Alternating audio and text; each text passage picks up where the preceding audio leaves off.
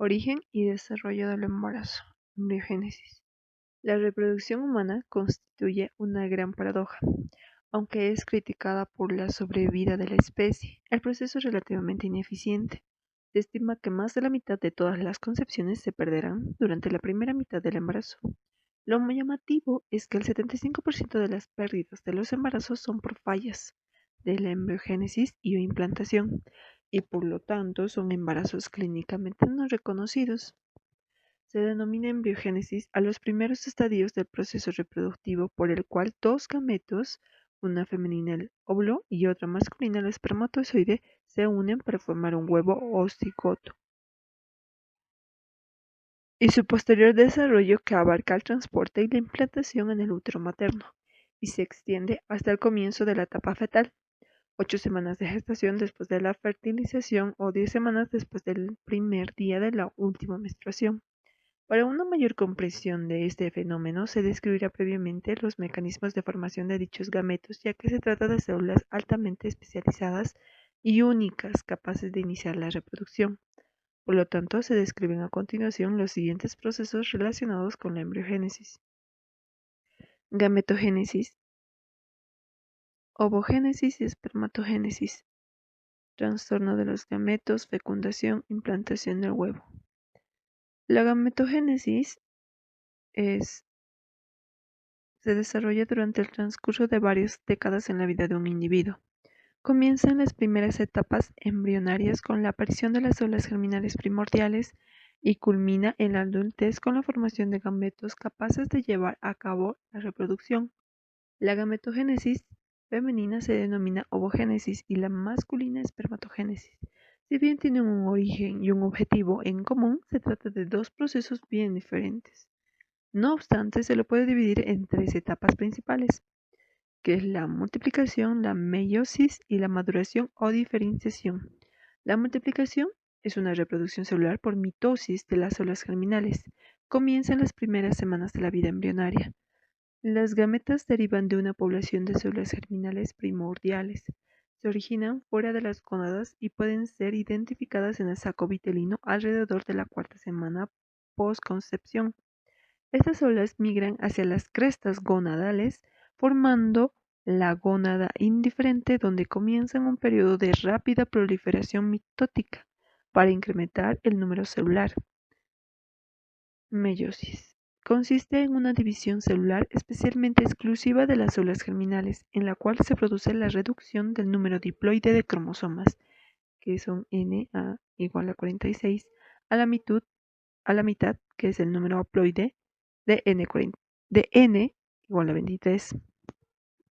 Durante la meiosis se producen dos vueltas sucesivas de segregación de cromosomas, meiosis 1 y 2, seguidas de una única replicación del ADN. Maduración o diferenciación son las modificaciones necesarias que sufren los gametos haploides para poder llevar a cabo la fecundación. Dentro de la gametogénesis existe la ovogénesis y la espermatogénesis. La ovogénesis culmina con la producción de un óvulo. Comienza la vida embrionaria y finaliza con el climaterio. Esto vamos a dividirlo en tres incisos: inciso A, multiplicación; inciso B, meiosis; inciso C, maduración o diferenciación. Inciso A, multiplicación. Está limitada a la vida embrionaria y fetal. Comienza en el embrión y alrededor del quinto mes de la gestación alcanza el número máximo de células germinales, aproximadamente 20 millones. A partir de entonces, estas células inician la meiosis y se forman los folículos primordiales, el ovocito rodeado de células mesenquimáticas primordiales. Más del 90% de estos folículos sufrirán un proceso degenerativo denominado atresia, que la conduce a la muerte. De hecho, al comienzo de la pubertad existe aproximadamente 200.000 folículos, de los cuales alrededor de 400 culminarán con una ovulación durante la edad reproductiva de la mujer. Inciso B, la meiosis. Comienza en la vida fetal y se completa con la fertilización del óvulo. puede durar entre 12 y 50 años. La meiosis femenina es bloqueada en dos etapas precisas. El primer bloqueo se remueve a través del estímulo hormonal sobre el folículo antes de ser ovulado y el segundo con la fertilización. El primer bloqueo se produce durante la vida fetal en la profase de la primera división meiótica. Esta célula germinal bloqueada, ovocito primario, perecerá en el proceso de atresia o puede permanecer viable por décadas hasta su reclutamiento para ser ovulado. Este primer bloqueo se levantará por efecto de las hormonas en el periodo preovulatorio para completar la primera etapa de la meiosis, que es la meiosis 1. El segundo bloqueo se produce en la metafase de la segunda división meiótica, que es la metafase 2, luego de la ovulación, y solo la penetración de una espermatozoide puede liberar este bloqueo y completar la meiosis. La distribución desigual del citoplasma en cada división meiótica resulta en la producción de las células pequeñas. Los corpúsculos polares en primer corpúsculo polar se produce al completar la primera división meiótica y en el folículo preovulatorio. En tanto, el segundo corpúsculo polar y en consecuencia la finalización de meiosis se produce si el ovocito secundario es fertilizado. En síntesis, de las 4 células que produce el ovocito primario, solo una se desarrolla en un ovocito viable. Los corpúsculos polares no tienen una importancia biológica reconocida. Sin embargo, dado que contienen la mitad de la información genética complementaria del ovocito, en la actualidad, cuando se realiza una fertilización in vitro, los corpúsculos polares pueden ser biopsiados y usados para diagnóstico genético preimplantación. Inciso C. Maduración o diferenciación. En la mujer, el proceso de maduración está superpuesto con la meiosis alrededor del quinto mes del embarazo. Los ovogonias comienzan la primera división meiótica para convertirse en ovocitos primarios y se forman los folículos primordiales. La progresión del primer al segundo bloque meiótico se conoce como maduración de ovocito, que lo prepara para ser ovulado.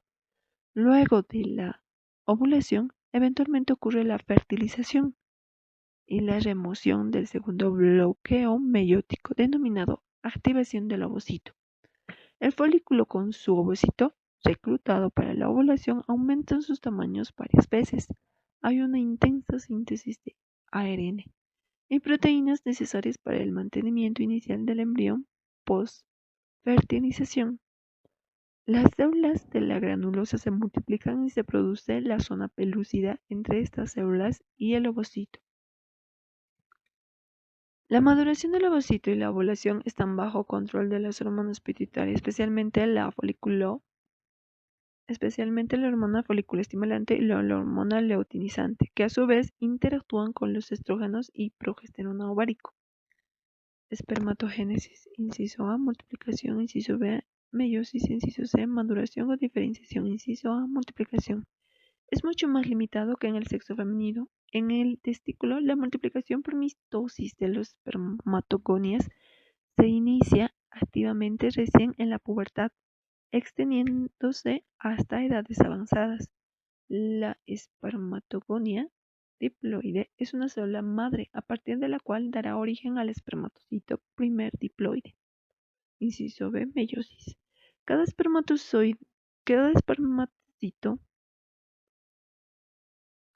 meiosis. Cada espermatocito primario diploide produce al final de la meiosis 4 espermatides haploides, cada una de las cuales está destinada a convertirse en un espermatozoide, proceso que se repite y continúa durante la adultez. Maduración o diferenciación. Las células madre o espermatogonios están localizados en el compartimiento intratubular en la base del epitelio seminífero.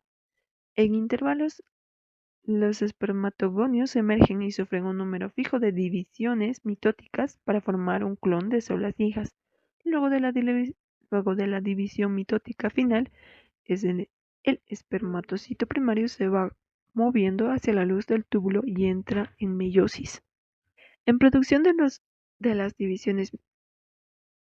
dos divisiones meióticas resulta primero en 2 espermatocitos secundarios, luego en 4 espermatocitos que comienzan un proceso de diferenciación terminal y remodelamiento estructural, conocido como espermiogénesis. Durante la espermiogénesis, las histonas son reemplazadas por protaminas. La cromatida se condensa y se forma la cola, la parte media y el acrosoma. Los espermátides redondas se transforman en espermátides elongadas y luego en espermatozoides maduros. Los espermatozoides que dejan el testículo todavía no tienen capacidad para fecundar naturalmente.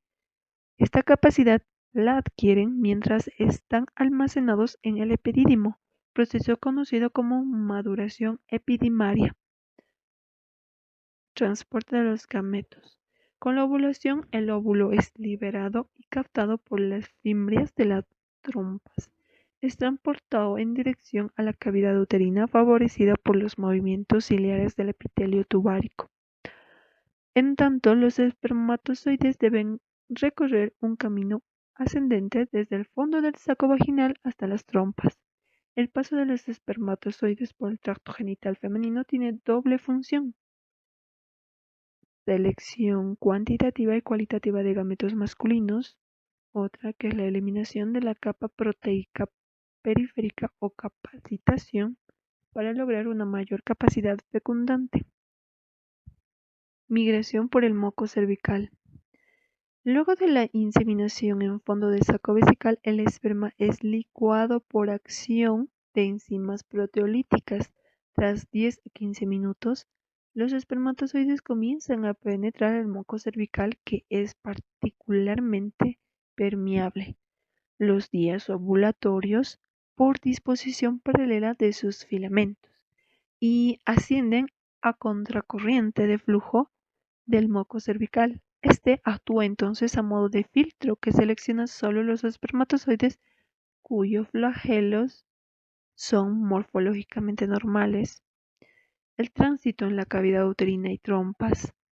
La contractilidad uterina y la motilidad de la cola del espermatozoide son los principales factores que determinan su ascenso por la cavidad uterina hacia las trompas. Al llegar al ostium tubárico, este actúa como un filtro similar al conducto cervical, brindando un reposo metabólico a los espermatozoides. Fecundación o fertilización. Es un proceso que conduce a la función de dos células haploides, el espermatozoide y el óvulo, con la finalidad de constituir un huevo o cigoto diploide. Este proceso ocurre en la región ampullar de la trompa, entre las 24 y 48 horas luego de la ovulación. El ovocito liberado con la ovulación está formado por cúmulos o óvulos o corona radiada. Es la capa externa que cubre al ovocito. Está formado por células y matriz extracelular, de cuya disposición dependerá la penetración de los espermatozoides. Zona pelúcida. Es la capacidad que se encuentra por dentro de la anterior y está constituida fundamentalmente por glicoproteínas capaces de ser reconocidas por los espermatozoides, que es un punto de afinidad. Membrana plasmática ovular y citoplasma ovular. La fecundación es un complejo proceso que se puede describir en varias etapas. Migración del espermatozoide a través del cúmulos o óvulos. Interacción del espermatozoide con la zona pelúcida, generándose de esta forma la reacción acrosómica, en donde se produce la fusión de la membrana plasmática ovular y la membrana acrosómica externa del espermatozoide. Activación del ovocito. Inciso 1. Caracterizada por la liberación de calcio intracelular como respuesta de un factor espermático que reactiva la meiosis, y por la reacción cortical, donde se produce la liberación de gránulos corticales que cubren rápidamente toda la superficie ovular y tiene por objetivo luego del ingreso de un espermatozoide, impedir la entrada de otros, bloqueo de la polispermia. Inciso 2. Formación de los pronúcleos.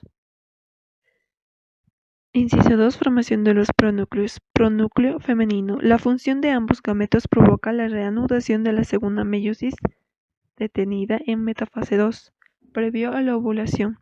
De esto resulta la liberación del segundo cuerpo polar y por otro lado de un óvulo maduro.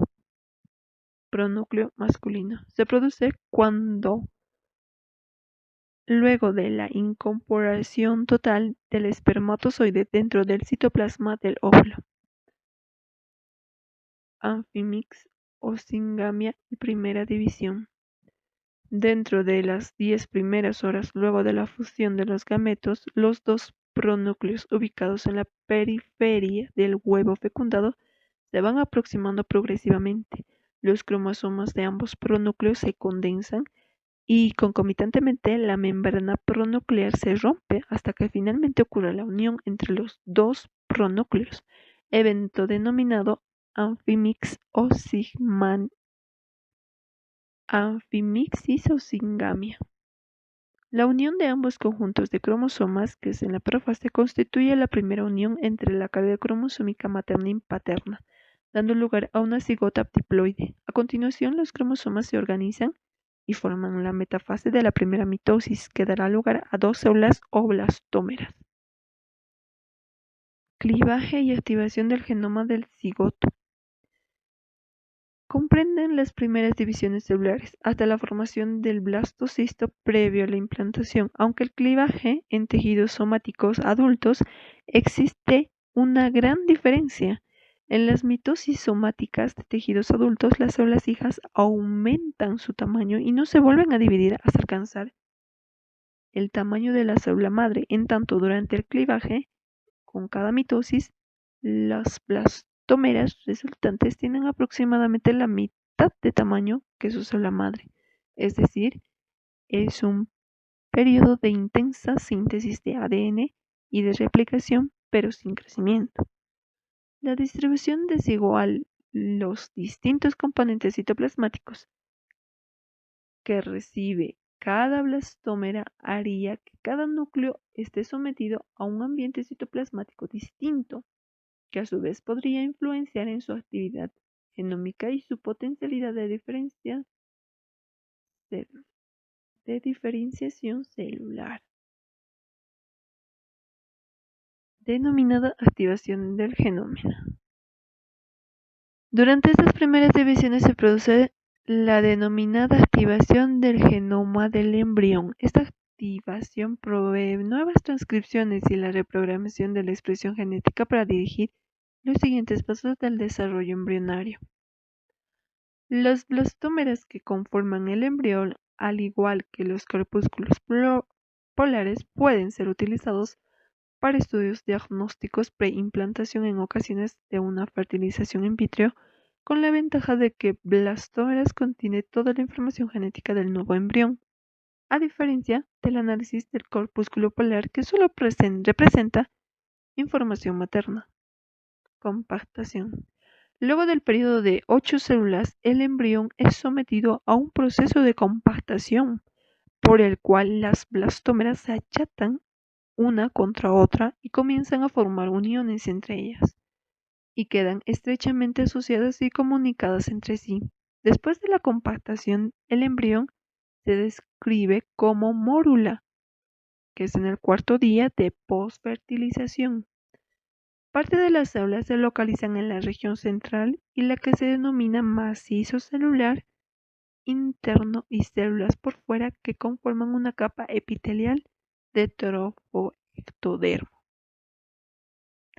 Capas gavitación y formación del blastocisto. Comienzan el periodo embrionario del 16 a 32 células por un proceso de bombeo activo de sodio a la región central del embrión con pasaje de agua por ósmosis. Se forma una cavidad línea de líquido denominado blastocele. La posición de las células en relación a esta cavidad influiría en la posterior diferenciación celular.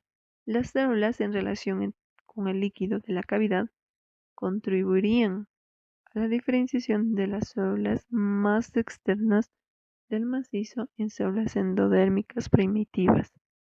En tanto, las células del trofoectodermo formarán la placenta y los tejidos extraembrionarios. Expansión del blastocisto. El blastocisto precoz, en día cuarto y quinto, no muestra incremento en el tamaño, pero en las siguientes 24 y 48 horas, que es el día quinto y sexto, se va expandiendo por acumulación de líquido en el blastocele. Ya en la cavidad uterina, las células del trofoectodermo producen enzimas proteolíticas que digieren parte de la zona pelúcida. Traslado del embrión hacia el útero.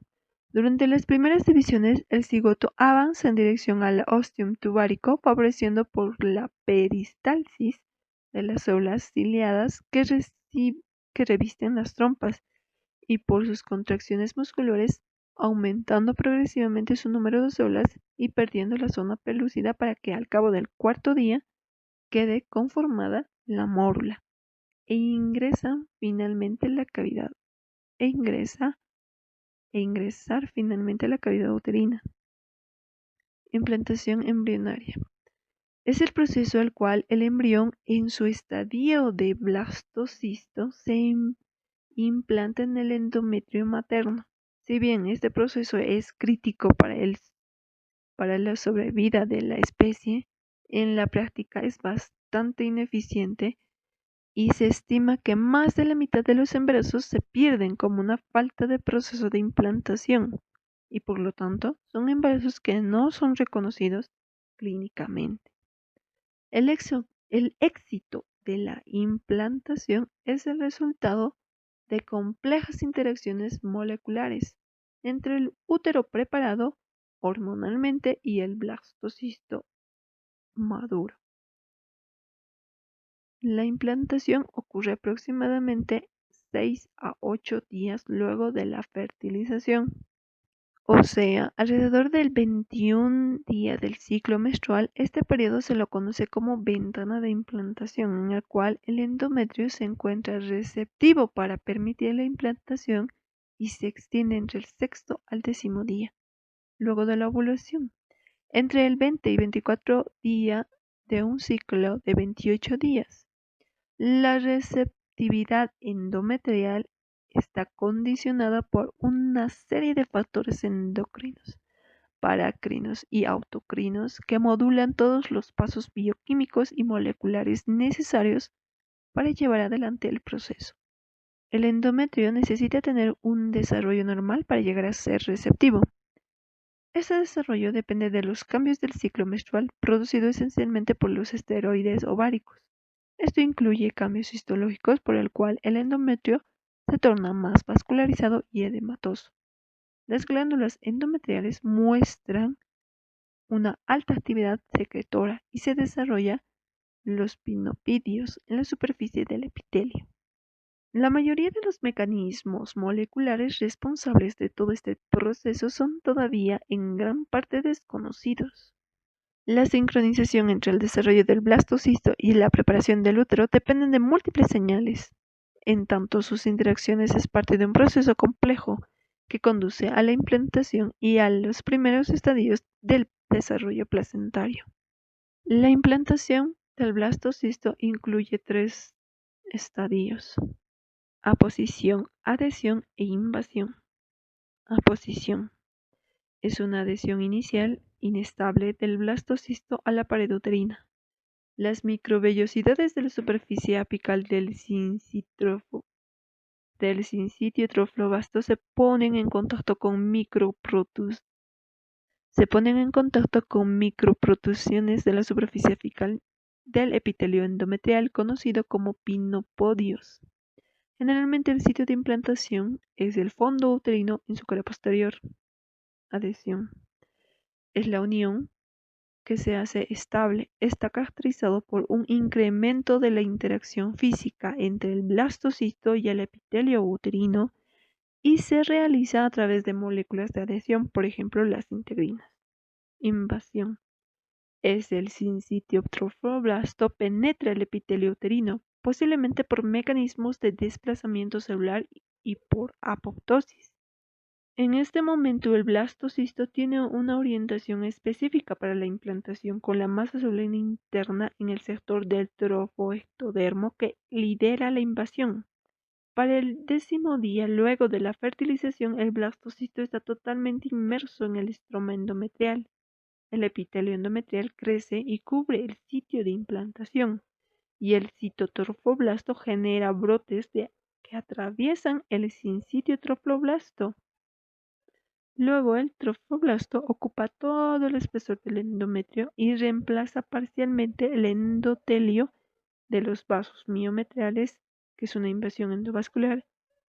Este último proceso establece la circulación uteroplacentaria y coloca al trofoblasto en contacto directo con la sangre materna, lo cual configura una placentación de tipo hemocorial. Las alteraciones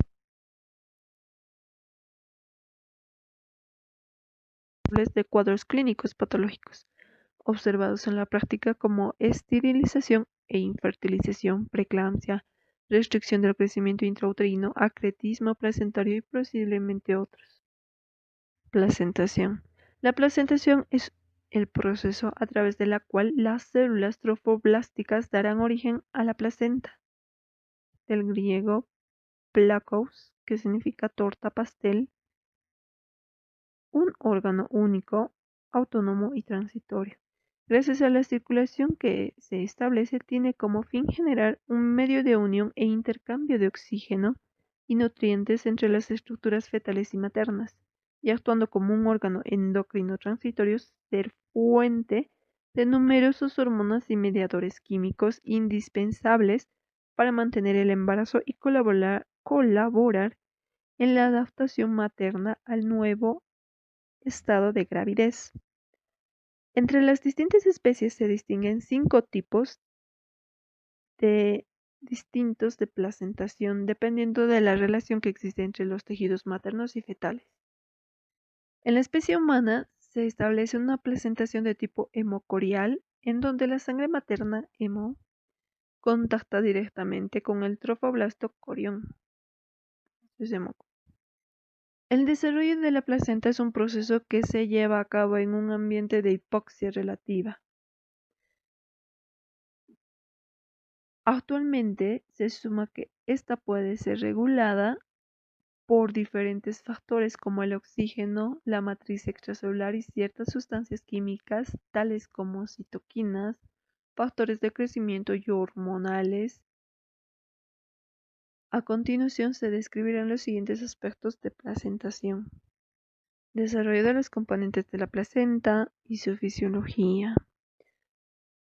En desarrollos de la placenta o desarrollo de los componentes de la placenta tenemos al inciso A, anatomía, inciso B, circulación. En su fisiología tenemos inciso A, la placenta como órgano de intercambio e inciso B, endocrinología e inmunología. Desarrollo placentario. Periodo prevellocitario desde el día sexto hasta el día 13. Comprenden 2 etapas, la etapa prelacunar y la etapa lacunar. La etapa prelacunar, día 6 al 9. Una vez anidado el huevo, el grupo de células extraembrionarias se orienta en dirección de la superficie endometrial. Estas se diferencian en dos grupos celulares, que es la citotrofoblasto primitivo o citroblasto vellocitario, formado por una hilera doble o triple de células poliédricas de citoplasma granular, con núcleo algo más claro, en donde existen numerosas mitosis que darán origen al árbol vellocitario. El sincitio trofoblasto es primitivo o trofoblasto extravellocitario, formado por una masa citoplasmática, única sin límites celulares con numerosos núcleos con características más invasivas. 2. Etapa lacunar. Favorecido por su participación invasiva, el sincitio trofoblasto primitivo se vacuoliza para dar origen a grandes lagunas que contactarán posteriormente con los vasos sanguíneos maternos. Al mismo tiempo se forma una envoltura completa para el huevo, constituyendo la coraza trofoblástica, en donde la parte en contacto con el endometrio originará la placenta definitiva y el resto de la cubierta formará las membranas ovulares fetales. Hacia el día 12, el sincitio trofoblasto finalmente erosiona la capa muscular de los vasos espiralados uterinos, causando pérdida completa de las estructuras arteriales. Si estos cambios fisiológicos son incompletos o están ausentes, limitarán el flujo placentario y determinarán la génesis de complicaciones relacionadas al embarazo como restricción del crecimiento intrauterino o preeclampsia. De esta forma ingresa la sangre materna a las lagunas anteriormente formadas, dando origen al tipo hemocorial de la placenta humana. Por tanto, el número de capas entre las circulaciones materno-fetales queda reducida a 3, que es el trofoblasto vellocitario, estroma y el endotelio vascular fetoplacentario. El periodo vellocitario. Desde el día 13 postconcepción, el citotrofoblasto penetra en el sincitio trofoblasto, dando origen a las estructuras trabeculares del árbol vellocitario. Así quedan constituidas en primer lugar las vellosidades primarias. Inciso A. A su vez, las vellosidades primarias son invadidas por el mesodermo extraembrionario hacia el día 17 y 20, más precisamente por los vasos coriales derivados de las estructuras embrionarias, dando origen a las vellosidades secundarias. Inciso B. En los días siguientes comienza la formación de vasos fetoplacentarios por medio de proceso denominado angiogénesis, que invaden las vellosidades secundarias y las transforman en vellosidades terciarias. Este proceso ocurre alrededor del quinto y sexta semana postconcepción, momento en el cual se evidencian los primeros capilares fetoplacentarios y se origina la circulación fetal. A partir de aquí, todas las ramificaciones vellositarias siguientes serán subgrupos de las vellosidades terciarias. Además de los vasos, en el mesenquima del centro de la vellosidad se distribuyen las células de Hofbauer, que desempeñarían una función de fagocitosis. A medida que las vellosidades van diferenciándose, el grosor de la barrera placentaria va disminuyendo por adelgazamiento del sincitio trofoblasto, espaciamiento de trofoblasto y focalmente desapareciendo del tejido conjuntivo entre los capilares vellositarios y el trofoblasto. A medida que la placenta madura, los troncos vellositarios iniciales gruesos se van ramificando en forma repetida y forman subdivisiones cada vez más finas y mayor cantidad de vellosidades cada vez más pequeñas. Cada uno de los troncos de una vellosidad y sus ramificaciones constituye un cotiledón o lóbulo placentario. Cada cotiledón está irrigado por una arteria y una vena, de modo que la relación arterio-vena-cotiledón es 1:1. La barrera placentaria no mantiene una integridad absolutamente de la circulación materna y fetal.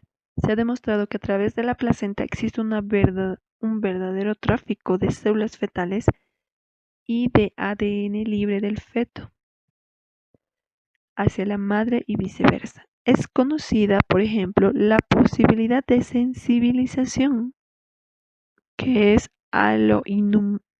aloinmunización, de una madre RH negativa durante el embarazo por microhemorragias desde la circulación fetal.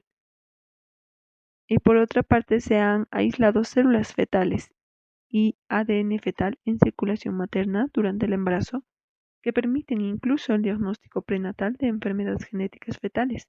Asimismo, este tráfico celular y de ácidos nucleicos a través de la placenta estaría alterado en algunas patologías del embarazo como la preeclampsia. Anatomía y evaluación macroscópica de la placenta del tercer trimestre. El reconocer las características macroscópicas de la placenta de término o del tercer trimestre tiene importancia clínica. El examen macroscópico se realiza de rutina luego del alumbramiento para comprobar su integridad y como complemento del examen de recién nacido. Forma. La placenta humana se clasifica morfológicamente como discoide, ya que es un disco aplanado, redondo u ovalado con un diámetro de 20 a 25 centímetros y un grosor de 3 a 5 centímetros. Pero se puede observar distintas formas, así como también se describen una variedad de subtipos de acuerdo a la inserción del cordón umbilical. Consistencia blanda. Cara fetal. Su color normal es gris brillante. A veces presenta una coloración verdosa que expresa su impregnación con meconio. En la cara fetal se observa la inserción de cordón umbilical, que habitualmente es central o excéntrica. El cordón tiene una longitud aproximadamente de 50 a 60 centímetros y normalmente presenta el corte dos arterias y una vena. Los vasos del cordón están rodeados de un tejido conectivo mucoide conocido como gelatina de Wharton. El cordón se dispone generalmente a manera de espiral, 20 a 40 torsiones, y podría estar expresando los movimientos de rotación fetal. La ausencia de esta forma espiralada sugeriría inactividad fetal y también se ha observado en asociación de un pobre resultado perinatal. Cara materna. Es de color rojo vinoso, presenta hendiduras que subdividen la cara materna en cotiledones o lóbulos placentarios de tamaño diferente. El número de lóbulos es variable entre 10 a 38. Peso. Varía entre 280 percentilo de 10 y 700 gramos percentilo de 90, correspondiendo los 500 gramos al percentilo 50. Hay una relación directamente proporcional entre el peso placentario y el peso del recién nacido. Membranas ovulares. Las membranas ovulares forman junto con la placenta el saco que contiene el líquido amniótico y el feto. Están formadas por diversas capas de orígenes y estructuras diferentes. El tropoblasto que rodea el blastocisto consta de dos partes, una que corresponde al polo de implantación y otra que tapiza el resto de la circunferencia del huevo. Al parecer, las vellosidades, el corium frondoso, que está en contacto con el endometrio, constituirá la placa corial de la placenta. El corium capsular, que está cubriendo la superficie libre del blastocisto, que entra en contacto con el endometrio un poco más tarde, originará el corium leve o calvo. Por su parte, el endometrio se subdivide en diferentes zonas en función a su relación topográfica con el huevo. La decidua capsular que cubre la superficie libre del huevo, la decidua basal que se sitúa frente al corium frondoso y la decidua parietal es el resto de la cavidad uterina que no entra en contacto aún con el blastocisto. Al ir creciendo el huevo en las primeras semanas del segundo trimestre, la decidua capsular entra en contacto con la decidua parietal formando la envoltura fetal definitiva. La estructura de las membranas están compuestas por tres capas. De adentro hacia afuera, el amnios, corium y la decidua. El amnios es una membrana flexible, fuerte y resistente que constituye la capa más interna de la bolsa de las aguas. Es una estructura avascular que está en contacto con el líquido amniótico y es el tejido que provee casi toda la resistencia de la tensión de la bolsa. El amnios está compuesto por distintas capas. De dentro a afuera se describe una capa epitelial, una membrana basal, una capa compacta acelular, una capa de células mesenquimáticas y una zona esponjosa, relativamente acelular que se contacta con el corium. La superficie apical de las células epiteliales del amnios posee abundantes microvellosidades muy desarrolladas compatibles con funciones de transferencia entre el líquido amniótico y el amnios. Las células mesenquimáticas producen el colágeno que le dan resistencia a la membrana. Estas células producen además citoquinas que jugarían un papel importante en la respuesta inflamatoria a distintas noxias y asociadas al inicio a modificaciones durante el trabajo del parto. Anatómicamente se diferencian tres amnios: el amnio reflejo, que se fusiona con el corión leve y tapizan la cavidad uterina; el amnios placentario, que cubre la superficie fetal de la placenta; el amnios umbilical, que cubre todo el cordón umbilical. El amnios es metabólicamente activo y está involucrado en el transporte de agua y solutos para mantener la homeostasis del líquido amniótico y produce diversas sustancias bioactivas como péptidos vasoactivos y factores de crecimiento y citoquinas. Fisiología placentaria. Circulación placentaria. Circulación fetal.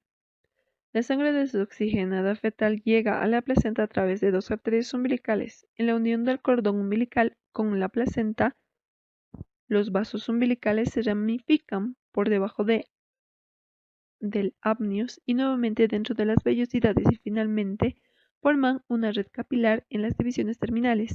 La sangre oxigenada va de la placenta al feto por la vena umbilical.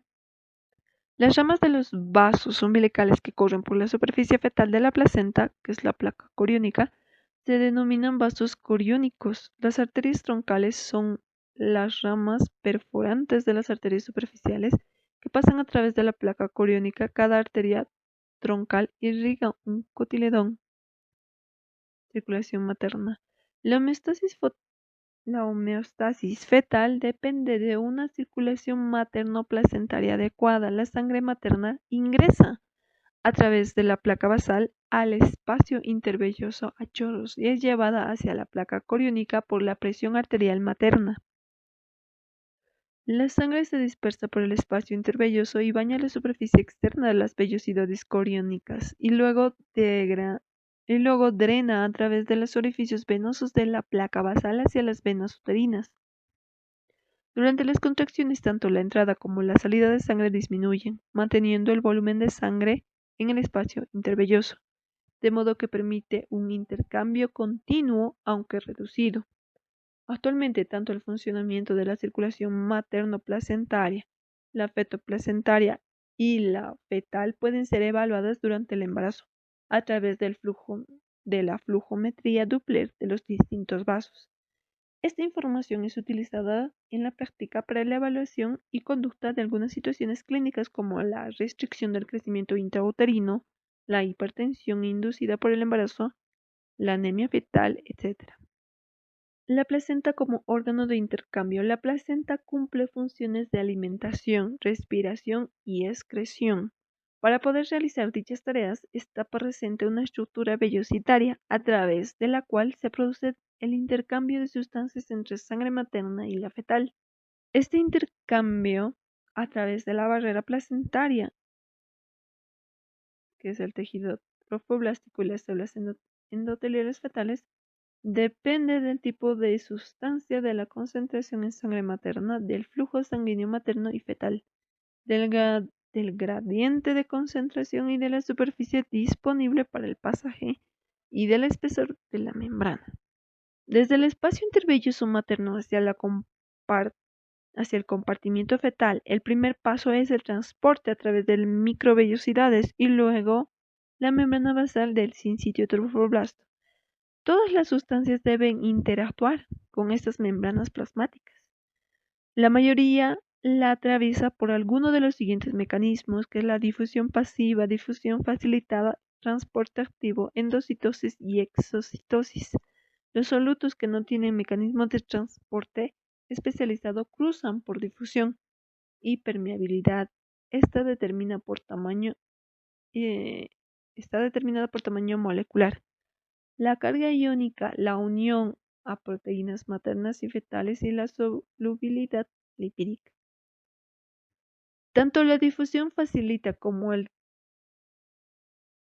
Tanto la difusión facilitada como el transporte activo son sistemas mediados por proteínas transportadoras de transmembrana que requieren de energía ATP y son altamente específicos para cada sustancia en particular.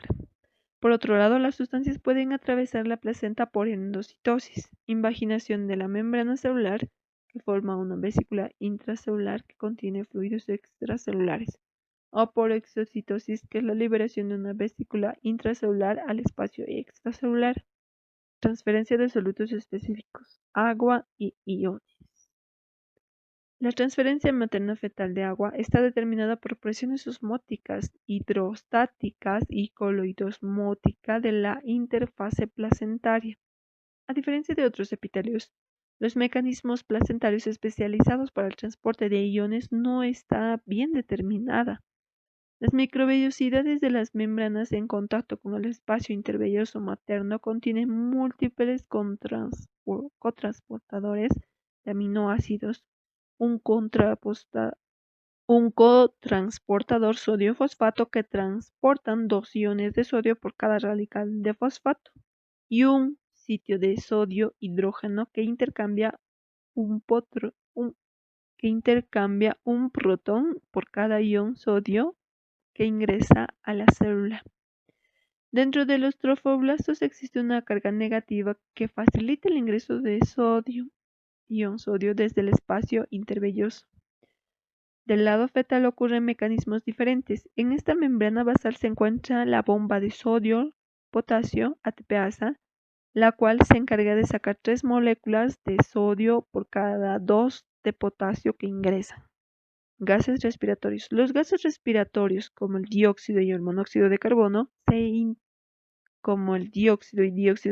se intercambian por diferencia de presiones a ambos lados de la membrana.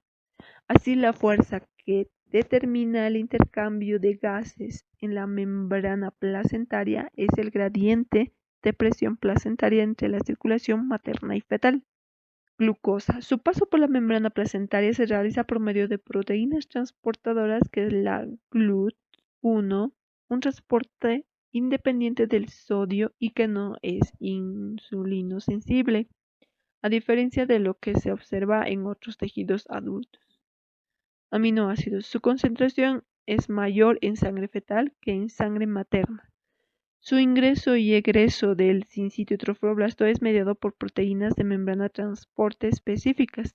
Estas proteínas transportadoras permiten el pasaje de aminoácidos en el contragradiente de concentración en la placenta y luego la circulación fetal. El pasaje de los aminoácidos involucra mecanismos transportadores tanto sodio dependientes como independientes.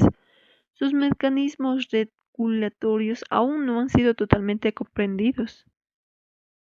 Transferencia de lípidos.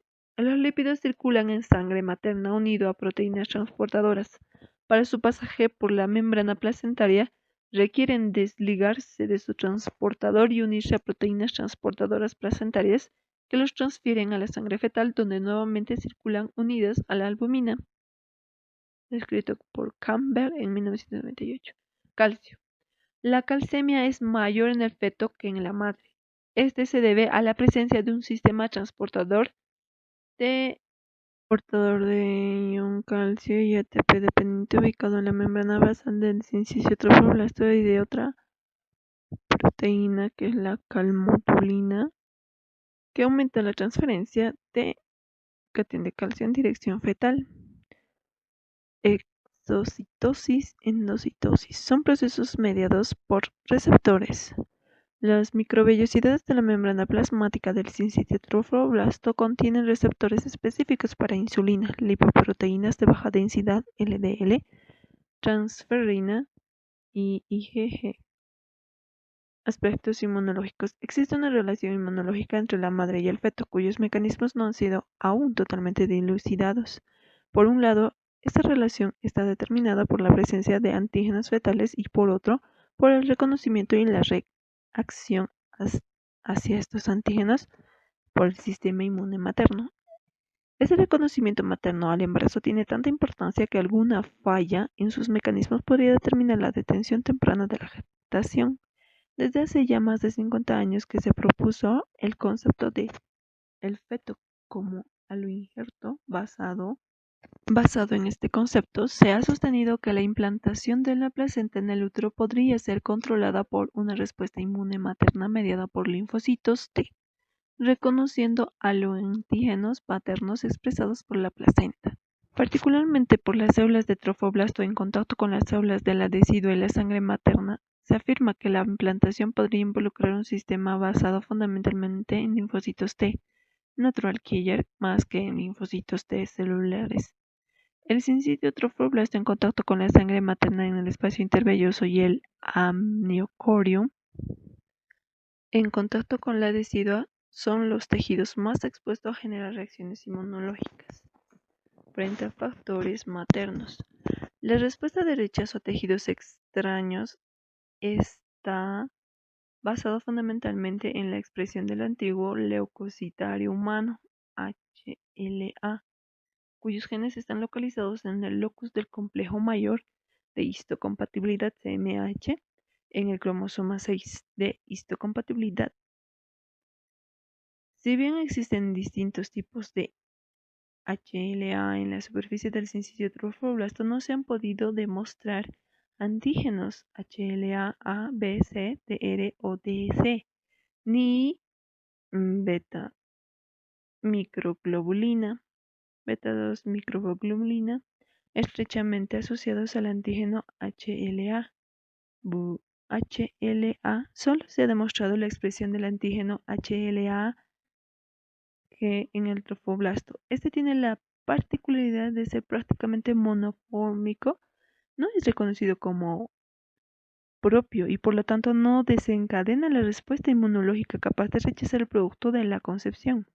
Más aún, este antígeno tan particular puede ser crucial en permitir primero y en inhibir luego la invasión por parte del sitio trofoblasto del endometrio decidua y las arterias espirales. El HLA, que es el antígeno leucocitario humano, tendría una función protectora del sitio trofoblasto invasor contra las células natural killer uterinas.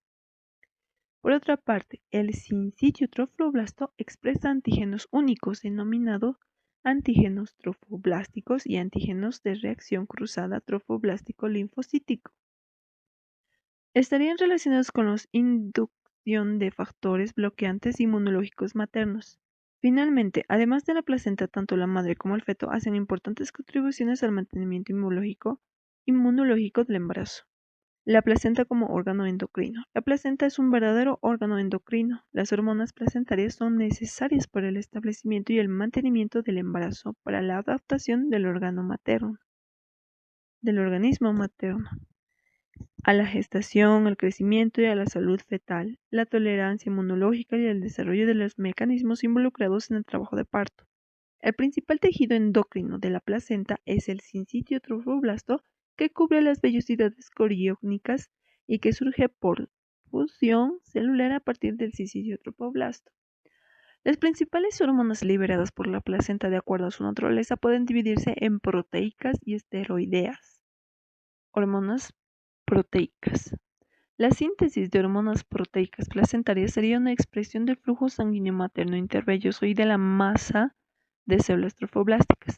El control de su liberación no ha sido totalmente esclarecido. Una hipótesis sugiere que la producción de hormonas placentarias es regulada por un sistema de retroalimentación negativa para mantener una concentración determinada en el espacio intervelloso. Otra hipótesis sugiere que los péptidos placentarios hipotalámicos localizados en el sitio trofoblasto estimularían las hormonas placentarias similpituitaria localizadas en el sitio trofoblasto adyacente. Hormona gonadotropina coriónica humana. La hormona gonadotropina coriónica humana, también conocida como la hormona del embarazo, es desarrollado embrionario. El desarrollo embrionario requiere indefectiblemente de progesterona liberada en el cuerpo lúteo del ovario. Durante las primeras 8 semanas del embarazo, el mantenimiento del mismo es la principal función de esta hormona. Esta glucoproteína es detectada en plasma materno tan temprano con los 9 a 10 días luego de la fecundación. Duplica sus valores cada 48 horas hasta llegar a su pico máximo a las 10 semanas de gestación, en donde sus valores comienzan a descender. A las primeras 8 semanas del embarazo, la progesterona se sintetiza activamente en células trofoblásticas. Asimismo, a la hormona gonadotropina coriónica humana se la involucra por medio de mecanismos autocrinos y paracrinos en la diferenciación de células trofoblásticas. Estimula la esteroidogénesis adrenal y la placentaria. Estimula los testículos fetales para la secreción de testosterona que inducen la virilización interna y tiene actividad tirotrófica. Dosaje de la hormona C. El dosaje de la hormona HCG es la prueba que más se utiliza en la práctica clínica, tanto para el diagnóstico y la evaluación del embarazo precoz, para el diagnóstico y seguimiento del embarazo ectópico y para la enfermedad trofoblástica gestacional mola y coriocarcinoma. La somatotrófica coriónica y hormona lactogénica placentaria tiene bioactividad lactógena y similhormona del crecimiento. Su producción aumenta gradualmente a partir de la segunda o tercera semana tras la fertilización del óvulo. Bien, esto refleja el desarrollo del sincitio trofoblasto. Las células del sincitio trofoblasto también son capaces de sintetizar esta hormona, que es la fuente de energía fetal, y tendría un efecto antiinsulínico materno que proporcionaría catabolismo proteico y mayor sustracción de aminoácidos para el crecimiento fetal. La hormona liberadora de corticotropina, SRH, estimula la liberación de ACTH con una relación dosis dependiente. Participa en el pico de glucocorticoides fetales para la maduración fetal en el tercer trimestre. Tanto la hormona liberadora de corticotropina como la ACTH aumentan cuando hay disminución del flujo sanguíneo uterino en casos de estrés fetal, de restricción del crecimiento intrauterino, preeclampsia, asfixia fetal y parto prematuro. Es un potente vasodilatador. Además, estimula la síntesis de prostaglandina para las membranas y la placenta. Hormona esteroides. La placenta se comporta como un gran productor de estrógenos y progesterona. La placenta de término puede sintetizar hasta 300 miligramos de progesterona por día, 10 veces más de la cantidad secretada por el cuerpo lúteo. La progesterona se sintetiza en el sincitio trofoblasto a partir del colesterol transportado en las lipoproteínas maternas. El trofoblasto, a través de sus receptores específicos para dichas lipoproteínas, la capta y comienza con el proceso de metabolización y posterior formación de progesterona. Esta se secreta hacia ambos compartimientos, pero fundamentalmente hacia el compartimiento materno, y tendría propiedades uteroinhibidoras, tocolíticas, locales y sistémicas. La progesterona que se libera al comportamiento fetal se convierte en esteroides adrenales fetales, cortisol y dehidroxipiandrosterona, DHEA. La placenta no puede convertir la progesterona en estrógenos. La placenta no puede convertir la progesterona en andrógenos, que es un precursor de los estrógenos. Por lo tanto, la síntesis de estrógenos placentarios depende de la fuente de precursores androgénicos, sulfato de dehidroepiandrosterona, DHEAS, de las suprarrenales maternas y fetal. Esta interacción entre la placenta y el feto para la producción de estrógenos ha sido la base del concepto de la unidad fetoplacentaria. El DHEAS adrenal fetal, que es un precursor de la 17-beta estradiol placentario, puede también sufrir una 16-alfa hidroxilación en el hígado fetal, formando 16-alfa DHEA, que es precursor androgénico del estriol E3. El DHEAS y el 16-alfa hidroxi DHEA pasan de la sangre fetal al sincitio trofoblasto, donde son hidrolizados por una sulfatasa esteroidea en andrógenos. Estos andrógenos a su vez son aromatizados por el citocromo P450 aromatasa en estrógenos, que son secretados principalmente por la circulación materna. La síntesis de estrógenos, a diferencia de la progesterona, no es necesaria para el mantenimiento del embarazo, como se evidencia en dos patologías genéticas por deficiencia de estas enzimas. Sistema renina-angiotensina. Los componentes del sistema renina-angiotensina son expresados en la unidad feto-placentaria. Se piensa que este sistema tiene un papel importante en la regeneración del endometrio luego de su descamación cíclica, en la desidualización, implantación y placentación. Otros factores hormonales y solubles son, en los últimos años se ha demostrado la producción de neuropéptidos en la placenta similares a los expresados a nivel hipofisiario, y se estima que jugarían un papel regular en la secreción hormonal.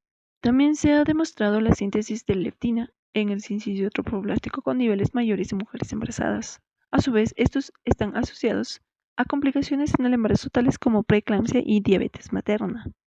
A pesar de su rol fundamental en el embarazo, muchos aspectos relacionados con la placenta todavía se desconocen. Con el advenimiento de herramientas de biología molecular, sí se está mejorando la comprensión de los mecanismos genéticos en el desarrollo de la placenta y su relación del desarrollo embrionario, así como también el desarrollo de cultivos celulares de trofoblasto están permitiendo comprender las vías de diferenciación trofoblástica y sus funciones endocrinas, crecimiento y fisiología del feto. El periodo fetal comienza en la 8ª semana, después de la fertilización o en la 10ª semana si el cálculo se realiza a partir del primer día de la última menstruación. Durante el periodo embrionario se forman las nuevas estructuras y durante el periodo fetal crecen y maduran hasta el término de la gestación. Fisiología fetal.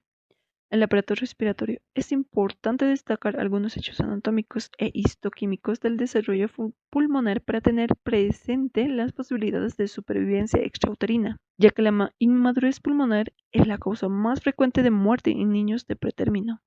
El pulmón, que es un órgano pasivo durante la vida fetal, pasa a ser un órgano limitante en la vida neonatal inmediata.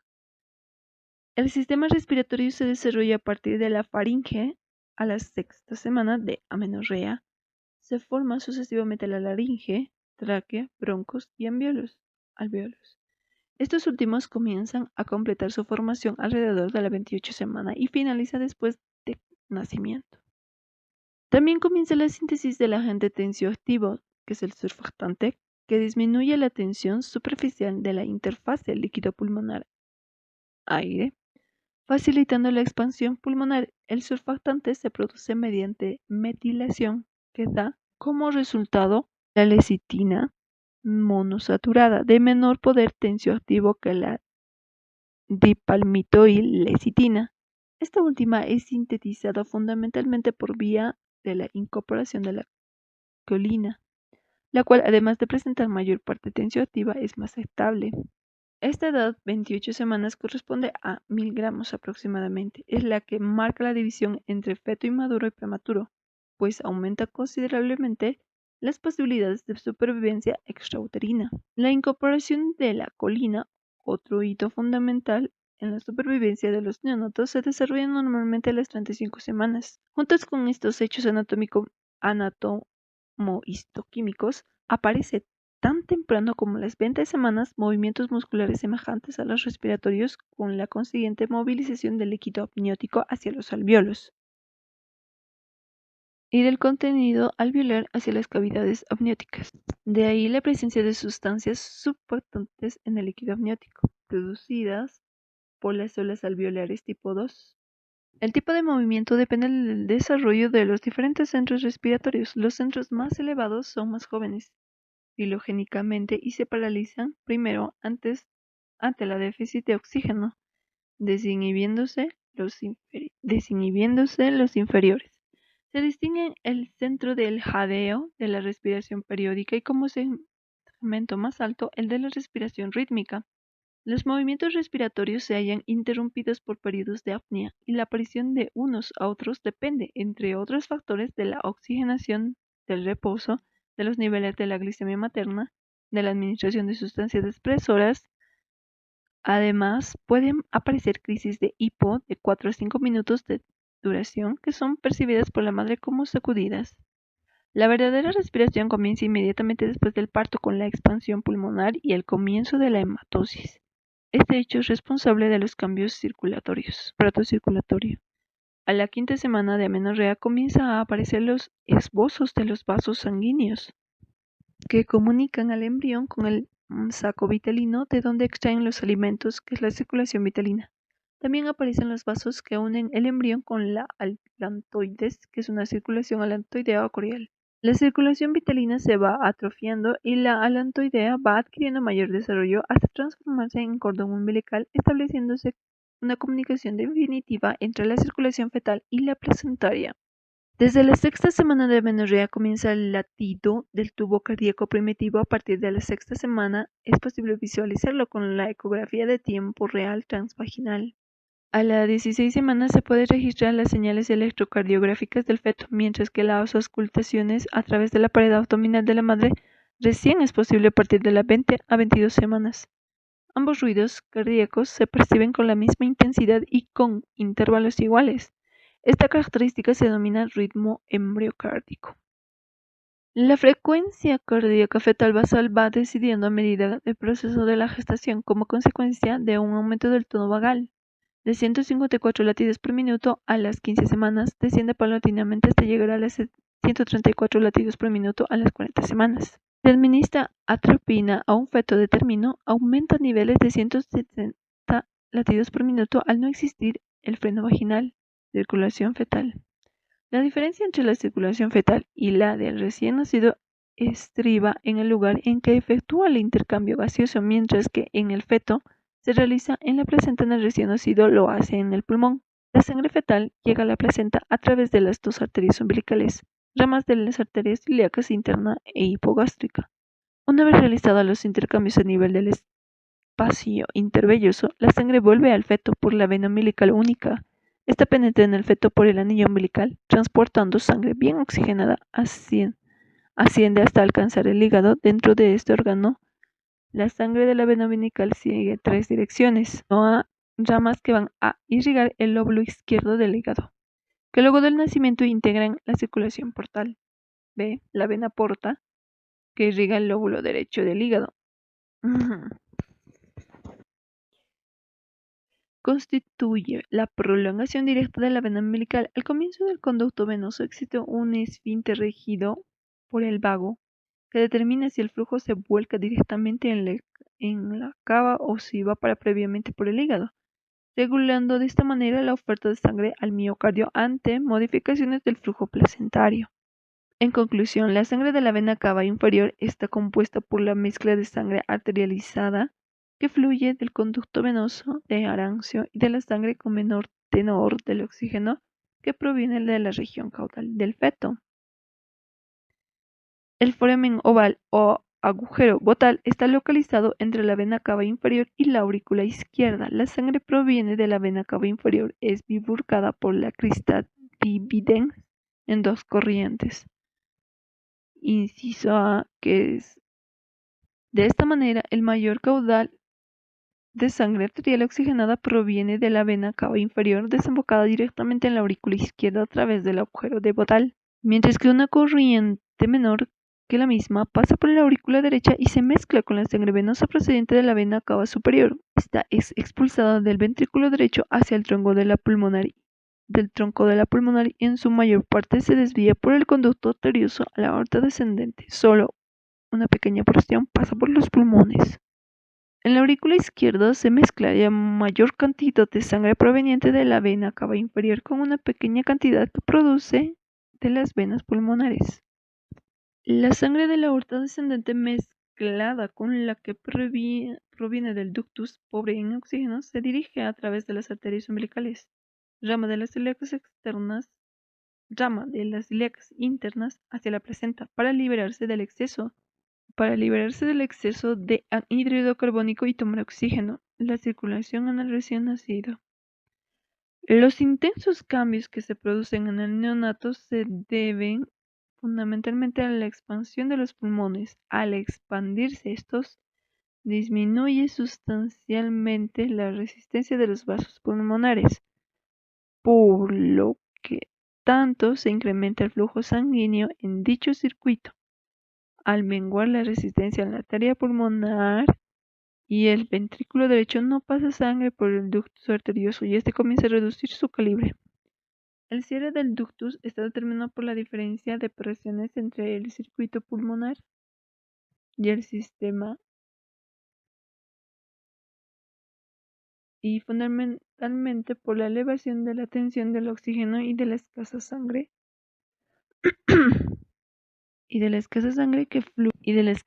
que fluye en este momento de la aorta pulmonar. El ductus arterioso por lo general se cierra entre la 10ª y 15 horas de vida. La disminución de la presión en el ventrículo derecho determina el descenso de la presión en la aurícula derecha. Esto, sumado al incremento de la presión en la aurícula izquierda por el aumento del flujo en la vena pulmonar, lleva al cierre del agujero oval. Si bien el cierre funcional se produce inmediatamente después del parto, el cierre anatómico se alcanzaría un tiempo después, a 8 semanas. Luego de la primera inspiración se observa un colapso de la vena y de las arterias umbilicales por aumento de la concentración de oxígeno y por estímulos externos que es el enfriamiento y el manipuleo. El conducto venoso de Arancio se ocluye al no recibir la sangre proveniente del territorio placentario.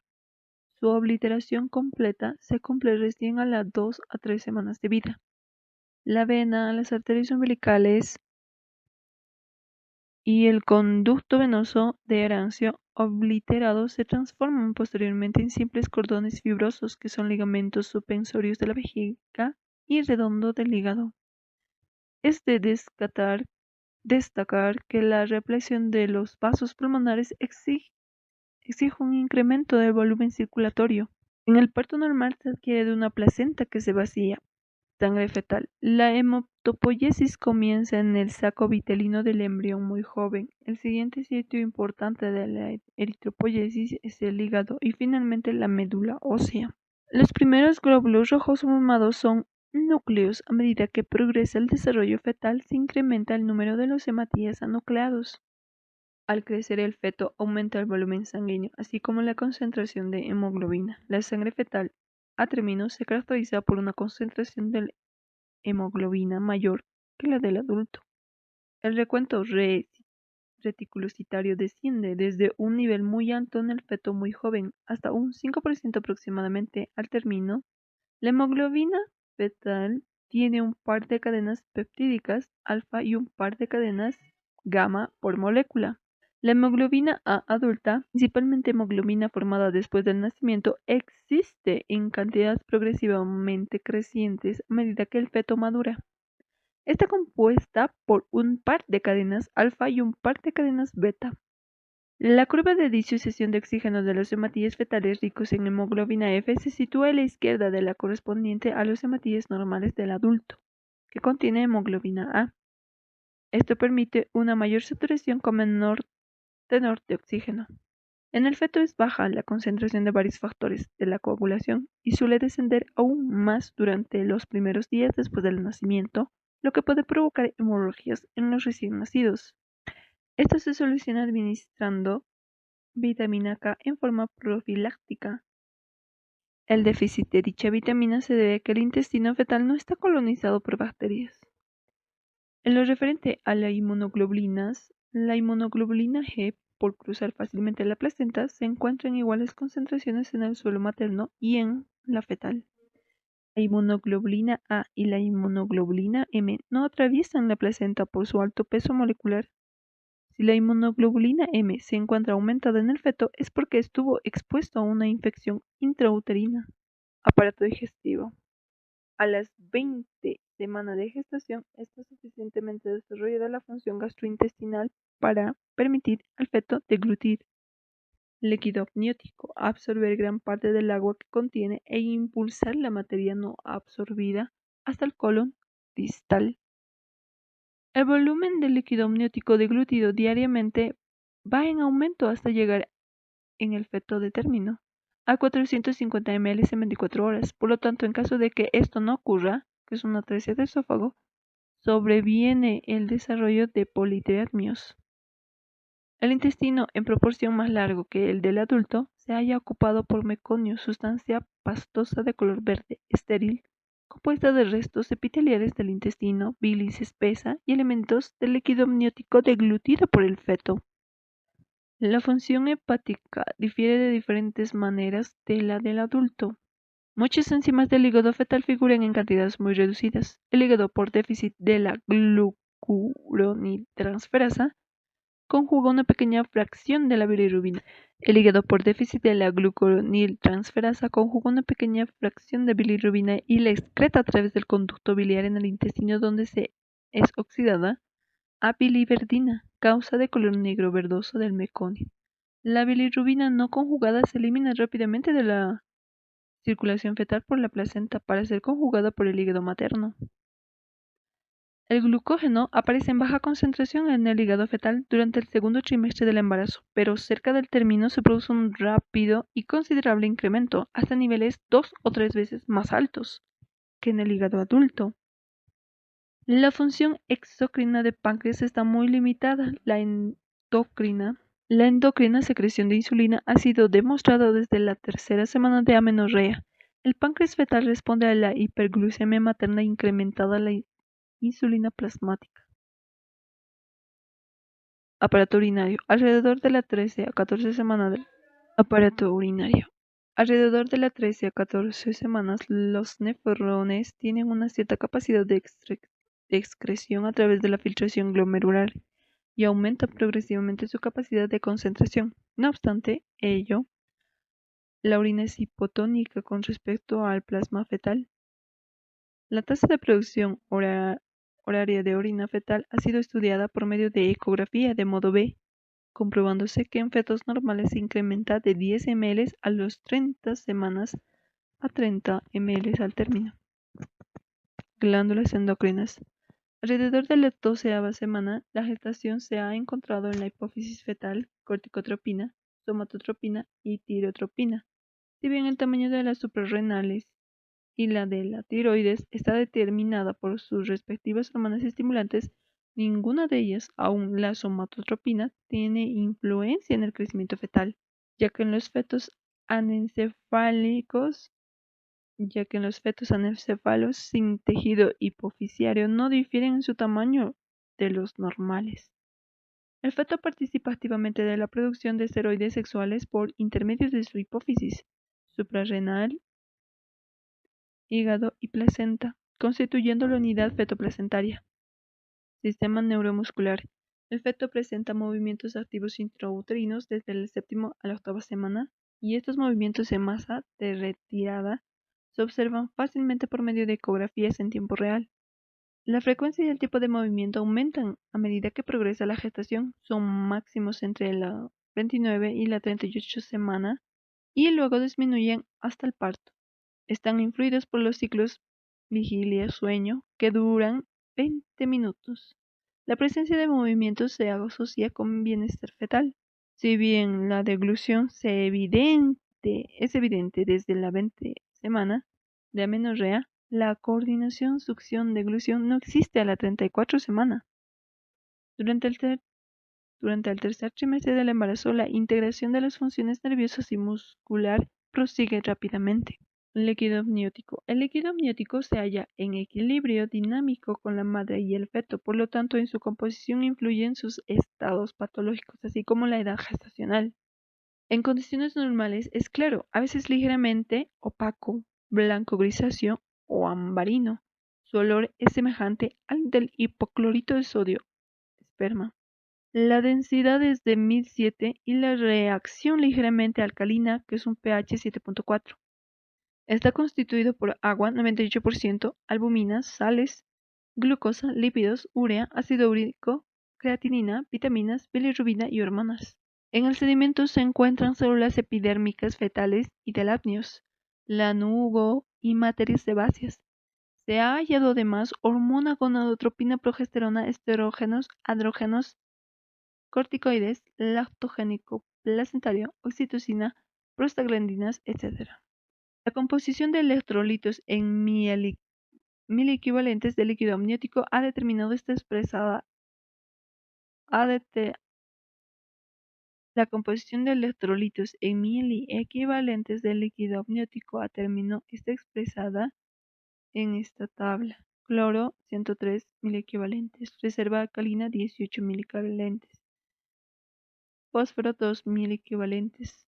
Sodio, 127 miliequivalentes. Azufre, 2 miliequivalentes. Potasio, 4 miliequivalentes.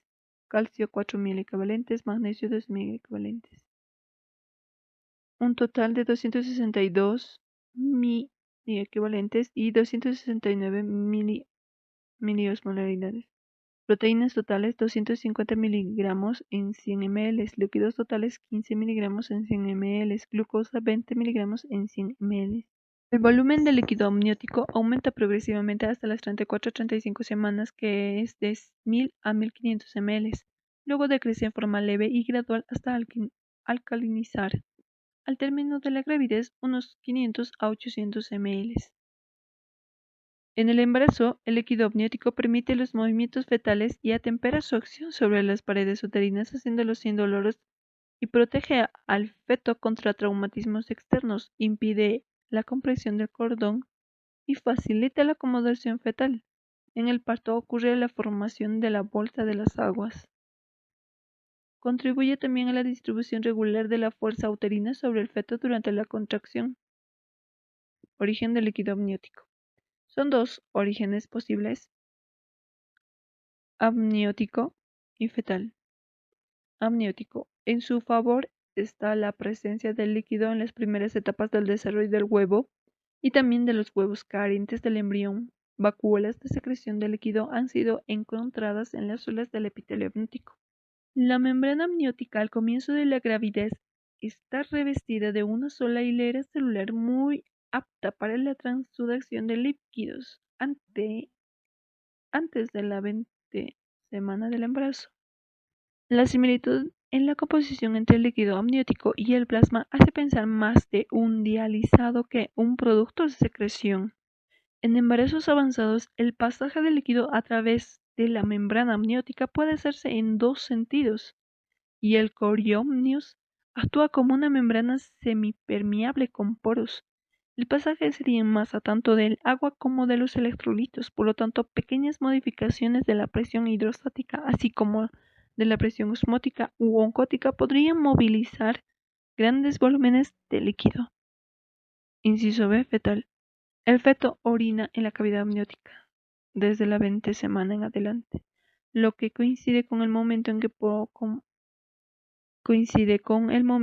la composición del líquido amniótico cambia con respecto a la del plasma materno. La cantidad emitida es de 20 a 30 ml por hora al término de la gestación.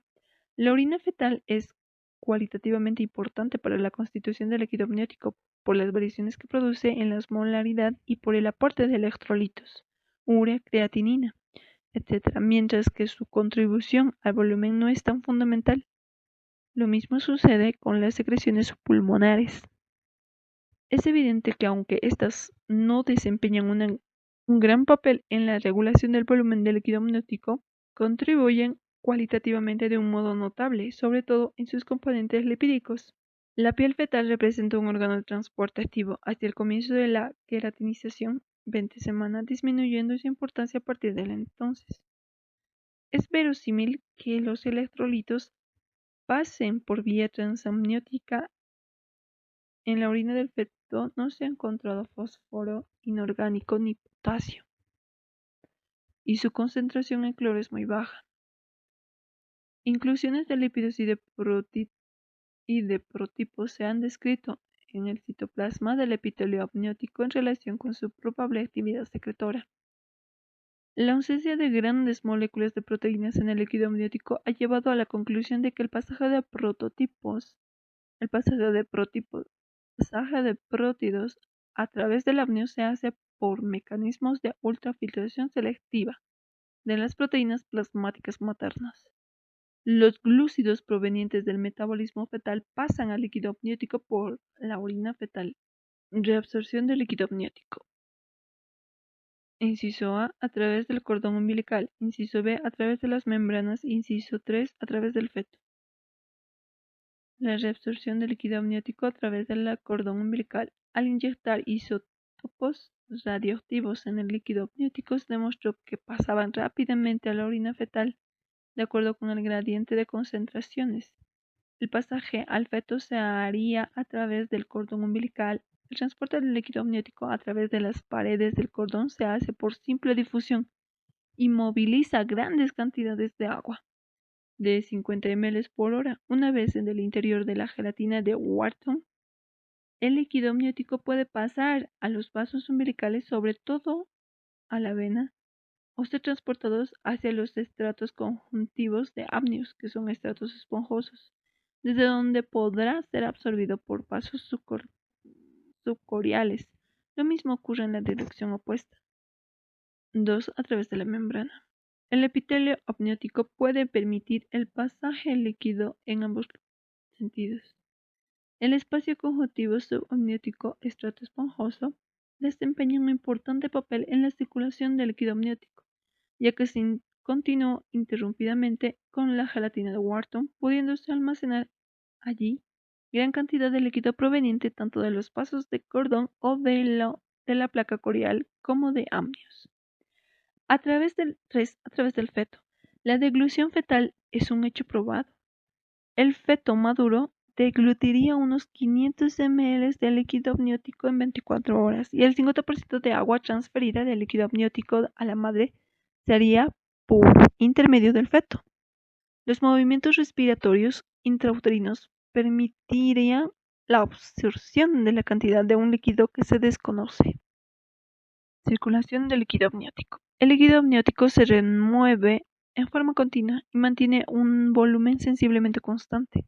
El agua y los electrolitos del líquido amniótico se encuentran en permanente intercambio circulatorio entre los órganos maternos y fetal y la cavidad amniótica. Se calcula un intercambio de agua a razón de 500 ml por hora, por tanto la totalidad del agua es sustituida en 3 horas. La sustitución total de los electrolitos demora 5 veces más. Habría 3 compartimientos a considerar: amniótico, materno y fetal. En embarazos tempranos, la transferencia de agua se hace principalmente entre el compartimiento fetal y el compartimiento materno y el amniótico. En embarazos avanzados toma mayor importancia el compartimiento fetal y a término el 40% del agua transferida a la madre. Habría 3 compartimentos a considerar: amniótico, materno y fetal. En embarazos tempranos, la transferencia del agua se hace principalmente entre el compartimento materno y el amniótico. En embarazos avanzados toma mayor importancia el compartimento fetal y a término el 40% del agua transferida a la madre se hace a través del feto y el 60% restante a través de las membranas ovulares. Resumen. Embriogénesis. Se considera embriogénesis a los primeros estadios del proceso reproductivo por el cual 2 gametos, el óvulo y el espermatozoide, se unen para formar un huevo o cigoto y su posterior desarrollo hasta el comienzo de la etapa fetal. Gametogénesis. Los procesos de la formación de los gametos femeninos, que es la ovogénesis, y los masculinos, que son los espermatogénesis, aunque bien diferentes, se pueden dividir en 3 etapas: multiplicación mitótica, meiosis y maduración. La fecundación o fertilización ocurre en la región ampullar de la trompa. Comprende la migración del espermatozoide a través del cúmulus, la reacción acrosómica, la activación del ovocito, la reacción cortical y la formación de los pronúcleos femenino y masculino. La unión de los pronúcleos, denominados amfimix o singamia, da lugar a la primera mitosis, produciendo 2 blastomeras. Implantación embrionaria. Se produce con el embrión en estadio de blastocisto aproximadamente de sexto a séptimo día, luego de la fertilización en el endometrio preparado, respectivamente endometrial. La implantación del blastocito incluye 3 estadios: aposición, adhesión e invasión. El trofoblasto penetra el epitelio uterino, reemplaza parcialmente el endotelio de los vasos miometriales, que es una invasión endovascular, y se establece la circulación uteroplacentaria, colocando al trofoblasto en contacto directo con la sangre materna, que es una placentación hemocorial. Placentación. Proceso a través de la cual las células trofoblásticas darán origen a la placenta. Se distingue un periodo pre-vellocitario, día 6 hasta la 13, y un periodo vellocitario desde el día 13 post-concepción. La placenta de término es discoide, pesa alrededor de 500 gramos y en la cara fetal se inserta un cordón umbilical. Las membranas ovulares están formadas por amnios, corium y tecido. La sangre desoxigenada fetal llega a la placenta a través de dos arterias umbilicales y la sangre oxigenada va de la placenta al feto por la vena umbilical. La sangre materna ingresa al espacio intervelloso desde la circulación uterina. La placenta cumple funciones de alimentación, respiración y excreción a través de la barrera placentaria, que es un tejido tromblástico y células endoteliales fetales. Posee propiedades inmunológicas únicas que permiten la aceptación materna de embarazo. Además, actúa como un órgano endocrino produciendo las hormonas necesarias para el establecimiento y el mantenimiento del embarazo. Para la adaptación del organismo materno del embarazo, el crecimiento y la salud fetal, la tolerancia inmunológica y el desarrollo de mecanismos involucrados en el trabajo de parto. El principal tejido endocrino de la placenta es el sincicio tromblasto. Las principales hormonas se dividen en proteicas y esteroideas. Crecimiento y fisiología fetal.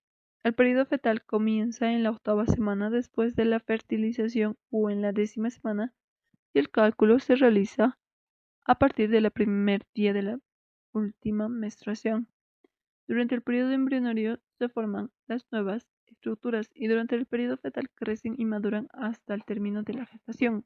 Aparato respiratorio. El pulmón, órgano pasivo durante la vida fetal, pasa a ser un órgano limitante en la vida neonatal inmediata. El sistema respiratorio se desarrolla a partir de la faringe y a la 6ª semana de amenorrea.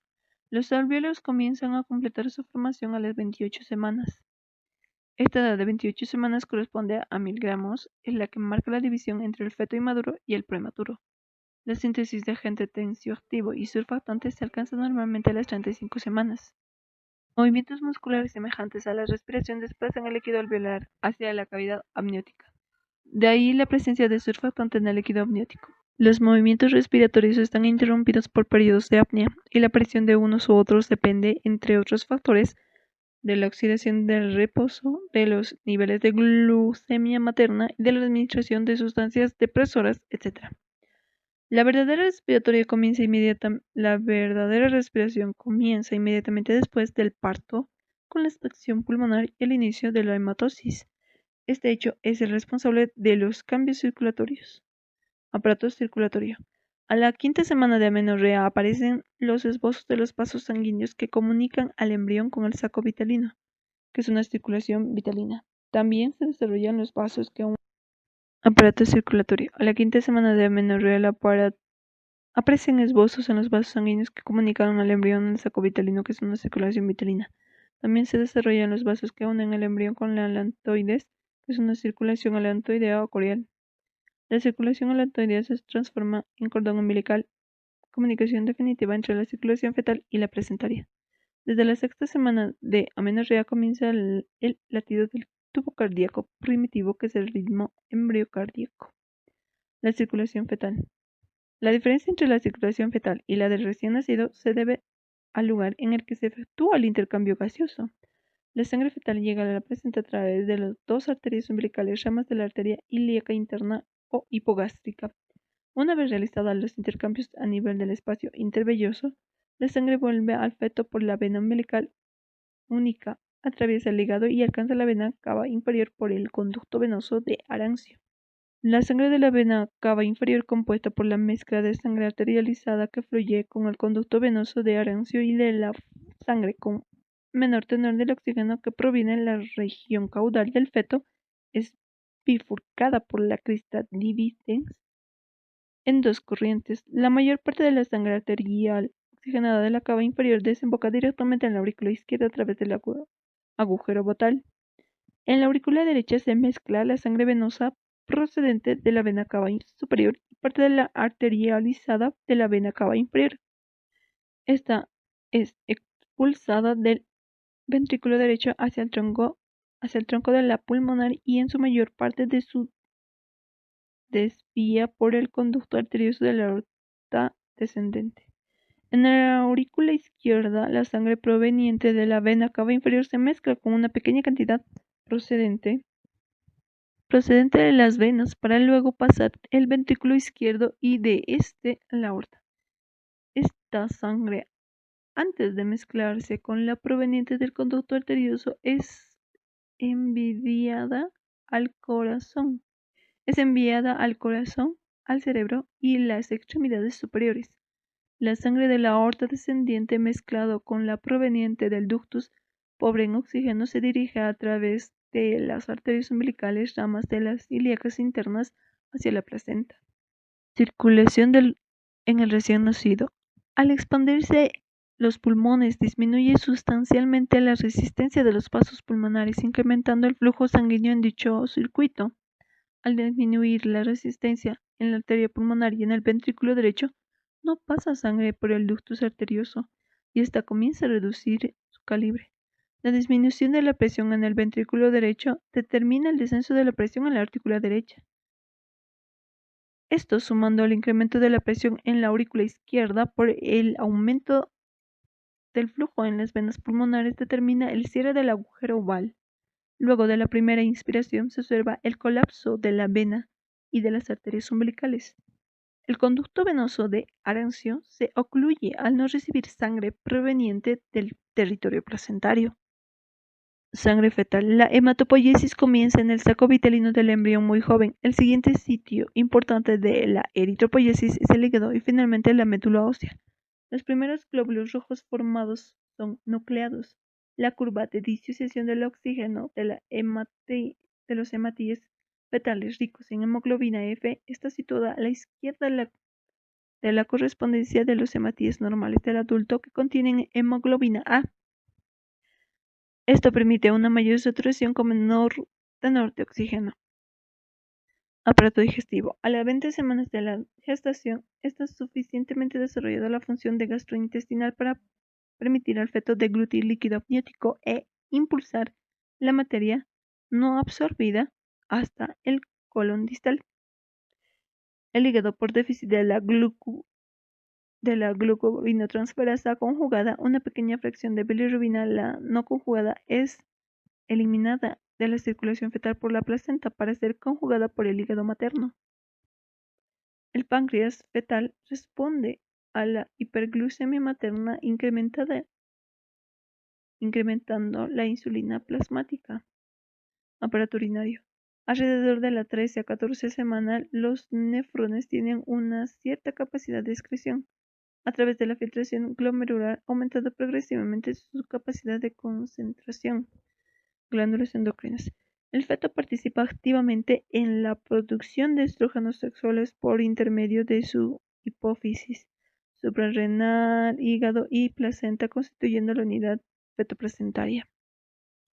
Sistema neuromuscular. El feto presenta movimientos activos intrauterinos desde el séptimo a octavo día. La frecuencia y el tipo de movimientos aumentan a medida que progresa la gestación. Son máximos entre 29 y 38 semanas y luego disminuye hasta el parto. Los mismos están influidos por los ciclos vigilia-sueño. Si bien la deglución es evidente desde la 20 semana de la menorrea, la coordinación succión-deglución no existe hasta la 34 semana.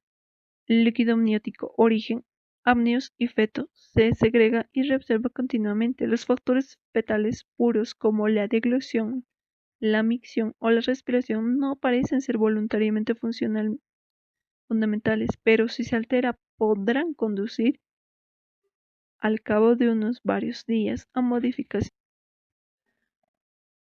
Los factores fetales puros como la deglución, la micción, la respiración no aparecen voluntariamente fundamentales, pero si se alteran podrían conducir al cabo de varios días a modificaciones considerables en la cantidad de líquido amniótico. Aspecto. Es claro, algo opaco, grisáceo o amarillo, con olor a esperma, reacción alcalina, densidad 1007, volumen 500 ml en el momento del parto. Su composición es agua en el 98%, sólidos 2%. Su función asegura la hidratación del feto, facilita su movimiento lo protege de traumatismos externos, impide la compresión del cordón y disminuye la repercusión de los movimientos fetales sobre el útero. En el parto concurre a la formación de la bolsa, lubrica el canal del parto y contribuye a la distribución regular de la fuerza uterina sobre el feto durante la contracción.